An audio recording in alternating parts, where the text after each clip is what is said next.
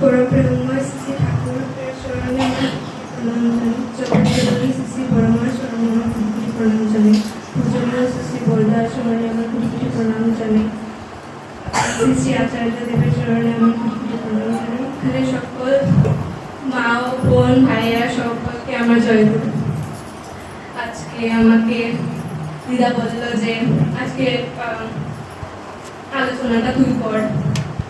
আমি বললাম যে আমি কি বলবো, আমি তো ঠাকুরের ব্যাপারে যতই জেনেছি সব এখান থেকে ওইখান থেকেই শুনে শুনে শুনে শুনে, তো আমি আর কি বলবো। তো বললো যে তুই যে কয়েকদিন আগে দেওঘর গেলি ওইটার কথা বল। বললে হ্যাঁ এটা তো বলা যায়, এখানে গিয়ে আমি বহুত কিছু শিখতে পেরেছি, জানতে পেরেছি, আর খুব ভালো অনুভূতি হয়েছে। তো কি হয়েছে, আমি 2 বছর আগে দেওঘর গেছিলাম আমার পড়াশোনা নিয়ে, গিয়ে আমি আসলাম। 2 বছরের মধ্যে আমি আমার খুব যাওয়ার ইচ্ছা ছিল দেওঘর, কিন্তু কিছু না কিছু কারণবশত আমার যাওয়া হচ্ছিল না। তো কি করব 2 বছরের মধ্যে তাও আমি মানে যাওয়ার ইচ্ছা ছিল, হচ্ছিল না।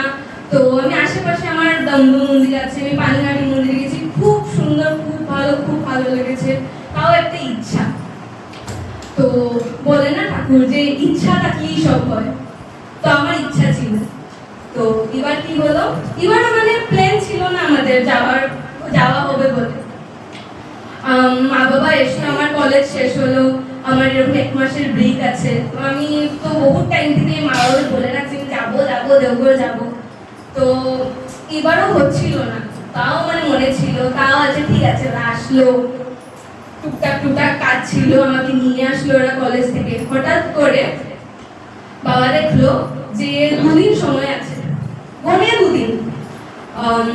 তাও সঙ্গে সঙ্গে রাত্রেবেলা দাদাভাইকে কল করলো। দাদাভাইকে তো চিনলই, সুনন্দন। ওকে কল করলো যে তুই কোথায়। ও বললো যে আমি তো এয়ারপোর্ট, আমি বেঙ্গালুরু যাচ্ছি। তো বাবা বললো যে বলছিল যে কতদিন থেকে ওদের খুব ইচ্ছা, আমাদের কাছে 2 দিন হাতে সময় আছে। তো বাবা জিজ্ঞেস করলো হবে, তো বলে হবে যাও দাদাভাই বললো। তো তখনই দাদাভাই টিকিট কেটে দিল। রাত্রে 12টার সময় বসে আমরা করছি, সব নেক্সট দিন সকালবেলা 6টার সময় আমাদের সব গুছিয়ে খুব আনন্দ গেলাম, দেওঘর পৌঁছে আনন্দবাজার করলাম, ঠাকুর বাড়ি ঘুরলাম, ঘুরে বিকেলবেলা প্রার্থনায় বসেছি। খুব ইচ্ছা ছিল যে আচার্যদেবের যদি দর্শন হয়ে যেত খুবই ভালো, সম্ভবত হয়নি। তাও মানে মনের মধ্যে ছিল যে ঠিক আছে হবে তো দর্শন কোনো না কোনো মধ্যে। তো ঘুরতে প্রার্থনার পরে কিন্তু হঠাৎ করে আমি নাটমণ্ডপে বসলাম। তো বলি নাটমণ্ডপে বসলাম, এখন তো দেখা হয়ে গেল, যেটা ইচ্ছা ছিল। তো আরো ইচ্ছা আমার যে একটু আমার পড়াশোনা নিয়ে আমি একটু নিবেদন করতেছিলাম। তো আমি বসে মানে লাইনে ছিল, একটা লাইনের মধ্যে লেগেছি। সম্ভবত উনি খুব টায়ার্ড ছিলেন, তো একটু পরেই উনি উঠে গেছে, গিয়ে আমি বলি যে ঠিক আছে কিছু হবে না। পরের দিন সকালবেলা ভুল প্রার্থনার মধ্যে গেছি, আবার উনি বসেছেন। ওইখানে বসে আমি নিবেদন করলাম ঠাকুরকে, ঠাকুর আমার এরকম পড়াশোনা এরকম নিয়ে আছে, বুঝতে পারছি না কি করবো, একটু যদি তুমি রাস্তা দেখিয়ে। তো মনে রাখলাম আমি এই জিনিসটা, আমি কাউকে বলিনি। তো প্রার্থনা শেষ হলো, উনি বসলেন, বসে উনি বই যে পড়ে ওইটার একটা লাইন উনি বুঝাচ্ছেন। একটা প্যারা তো পড়লো, এটাকে যে ডিফারেন্ট ল্যাঙ্গুয়েজ আছে যার মধ্যে সবাই বাক্য করে যে সবাই বুঝবে বসে, এটাকে যে ঠাকুর যে লিখে গেল এত টাফ ওয়ার্ডস গুলো, আচার্যদের বসে ওই ওয়ার্ডস গুলোকে একটা করে তুলছে, একটা করে ঠাকুরের পয়েন্ট অফ ভিউ থেকে বোঝাচ্ছে। এত সুন্দর বুঝালো, মানে কি বলবো, 10 বছরের বাচ্চাও যদি এখানে বসে যদি শুনতে ইচ্ছা করে না, ওই বাচ্চাটাও বুঝে নেবে যে ঠাকুর কি বুঝাতে চান। এটার মধ্যেই আমি দেখলাম আমার সাইডে একজন বসা, উনি ঘুমাচ্ছে, পড়ে যাচ্ছে। আমি ঠাকুর কি বলছে আমি শুনি, এখানে উনি মানে পড়ে ঘুমের মধ্যে শুয়ে মানে এরকম বসা যায় না, এরকম তো খুব খারাপ যে তুমি আসতে কেন, এটা তো ঠাকুরের তুমি ডিসরেসপেক্ট করবে যে এখানে তুমি ঠাকুরের এখানে সবাই তো ছোট ছোট বাচ্চা, এত ছোট ছোট বাচ্চা উঠে উঠে নাচতে নাচতে এলো যে নাম দেওঘর এসেছি, শুনবো সব, দেখবো সব, বুঝবো সব, সবই দেখেছি, ভালো খারাপ সবই। এটার মধ্যে ঠাকুর বলতে বলতে বলতে বলতে যে বাণীটাও বুঝাচ্ছেন, একটা একটা ওয়ার্ড তুলে তুলে, এত কঠিন কঠিন ওয়ার্ড, মানে আমি জানি না, আমি তো বুঝতে পারছিলাম না একদম, কিন্তু উনি যখন একটা একটা ওয়ার্ড করে বোঝানো স্টার্ট করলেন, আমার এত ইজি লাগছিল যে আচ্ছা উনি এটা বুঝাচ্ছেন, উনি এটা বুঝাচ্ছেন, বুঝাতে বুঝাতে বুঝাতে বুঝাতে হঠাৎ করে উনি পড়াশোনার কথা উঠায়। ওই বাণীর মধ্যে এরকম কিছু ছিল না, কিন্তু হঠাৎ করে পড়াশোনার ব্যাপার বললেন যে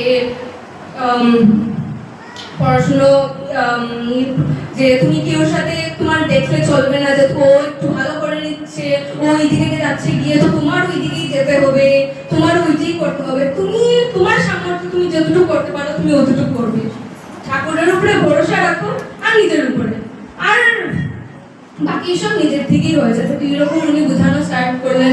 এরপর উনি বললেন যে কিভাবে সকালবেলা উঠে নাম করলে, খালি সকালবেলাও না, বলে মানুষ আমার কাছে টাইম হয় না, নামের টাইম হয় না, উনি এটাও বাক্য করে বললেন যে টাইম কি হয় না, তুমি রাত্রে ঘুমাবার আগেও যদি তুমি 10 মিনিট বসে চোখ বন্ধ করে ঠাকুরকে মনে করে যদি তুমি নাম করো, এটাও একটা নাম। তোমাকে ঠাকুর বলছে না যে তোমার এরকম টাইমে বসতে হবে, এরকম টাইমে বসতে, তুমি যখন বসে তুমি ঠাকুরকে ডাকো, ঠাকুর তো ওই সময় তোমার সাথে আছে।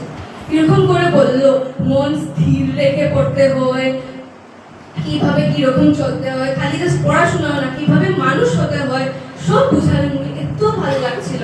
বলতে বলতে বলতে বলতে উনি বললেন যে একটা মা এসেছিলেন আমার কাছে, বলছিলেন আমার বৌমা তো আমার সাথে থাকে না, বৌমা আমার সাথে রাগ করে বাবার বাড়ি চলে গেছে।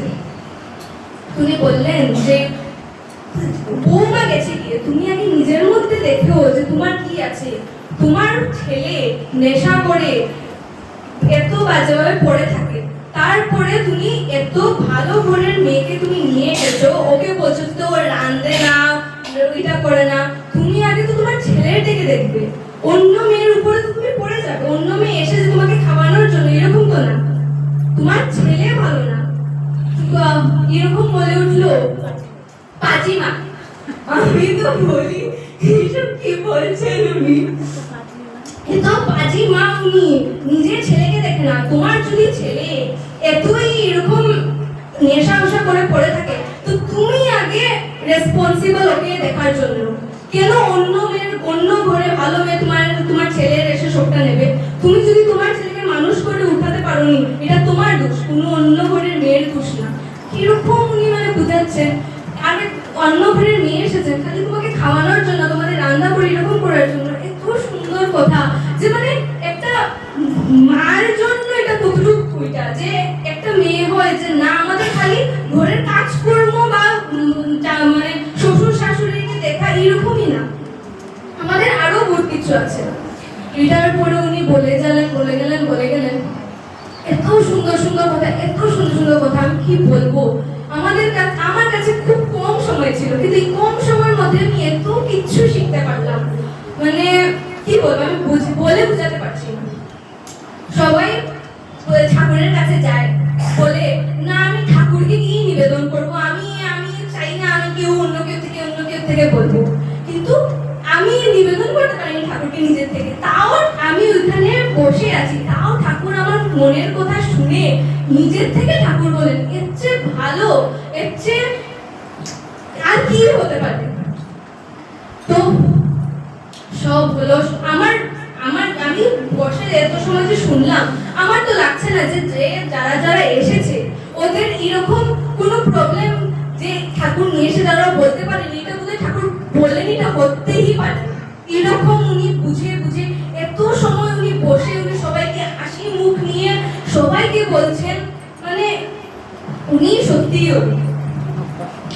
এরপর আমার কাছে তো খুব কম টাইম, ঠিক আছে, তাও আমি তো শুনেছি, আমি এটার মধ্যে খুশি। এরপরে আমাদের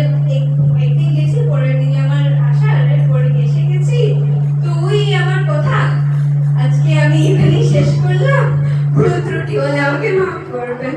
জয় গুরু।